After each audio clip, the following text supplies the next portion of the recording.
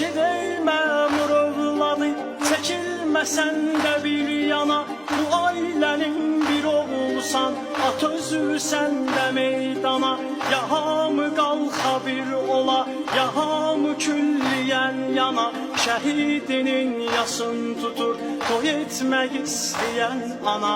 Görüncə yaşlı gözlərin batır ürəyimizə tikan. Bizi bu ayrılıq ilə ilahi etmə imtihan. Aman aman aman, aman aman aman, aman aman aman, aman aman aman, aman aman aman, aman aman aman.